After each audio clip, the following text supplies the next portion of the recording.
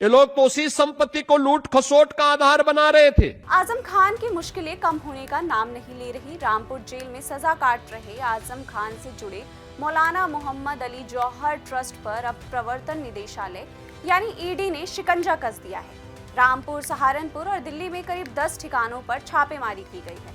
आखिर पूरा मामला क्या है, चलिए समझते हैं। नमस्कार, आप देख रहे हैं प्राइम न्यूज और मैं हूं आपके साथ सौम्या। मामले की शुरुआत होती है इनकम टैक्स डिपार्टमेंट की जांच से।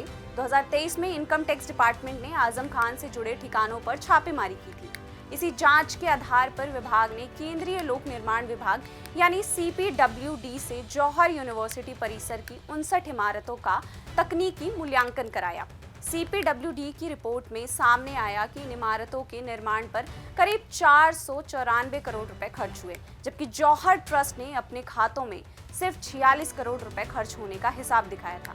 यानी करीब 450 करोड़ रुपए का हिसाब गायब है, जिसे लेकर विभाग ने कड़ा रुख अपनाया है। इसी बड़े अंतर के आधार पर आयकर विभाग ने 23 जून 2026 को जौहर ट्रस्ट का 12A और 12AB रजिस्ट्रेशन रद्द कर दिया, जिससे ट्रस्ट को मिलने वाली टैक्स छूट पूरी तरह से खत्म हो गई। लखनऊ के प्रधान आयकर आयुक्त कार्यालय की 147 पन्नों की रिपोर्ट में कई गंभीर बातें सामने आई। ट्रस्ट के 9 में से 5 सदस्य खुद आजम खान के परिवार से हैं, बाकी सदस्य सिर्फ नाम के लिए ट्रस्टी बताए गए। कई दानदाता जांच में वजूद में ही नहीं पाए गए। सरकारी ठेकेदारों ने कबूल किया कि सरकारी प्रोजेक्ट के पैसों का 30 से 40% हिस्सा यूनिवर्सिटी के निर्माण में लगाया गया। रिपोर्ट के मुताबिक 20.44 करोड़ रुपए की सरकारी जमीन सिर्फ 100 रुपए सालाना किराए पर ट्रस्ट को दी गई थी।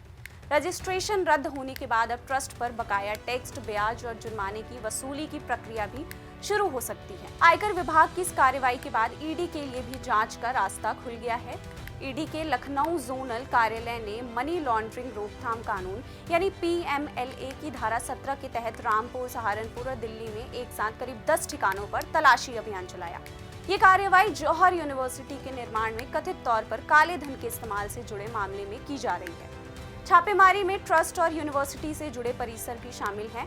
इस मामले में शिकायतकर्ता पक्ष का आरोप है कि आजम खान ने मंत्री रहते हुए अपने पद का दुरुपयोग कर सरकारी जमीन और सरकारी धन का इस्तेमाल यूनिवर्सिटी बनाने में किया और भारत के विभाजन के लिए जिम्मेदार व्यक्ति के नाम पर विश्वविद्यालय बनाने वाले व्यक्ति को समाजवादी पार्टी आज पैरोकार बनती है कि हम आएंगे तो उसको गृह मंत्री बनाएंगे। दूसरी तरफ जौहर ट्रस्ट ने सभी आरोपों को खारिज किया है। ट्रस्ट का कहना है कि नोटिस में कानूनी खामियां हैं और आरोप सिर्फ अनुमान पर आधारित है।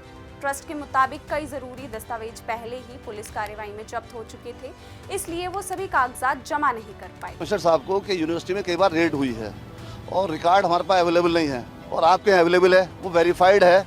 आपने उसको गूगल अर्थ से वेरीफाई कर लिया है, इसलिए उस रिकॉर्ड को वहां से मंगा लिया जाए। इस बीच एक और मोर्चे पर हलचल है। मुरादाबाद कमिश्नर कोर्ट ने यूनिवर्सिटी की 48 इमारतों को गिराने के लिए रामपुर विकास प्राधिकरण के आदेश पर फिलहाल रोक लगा दी है।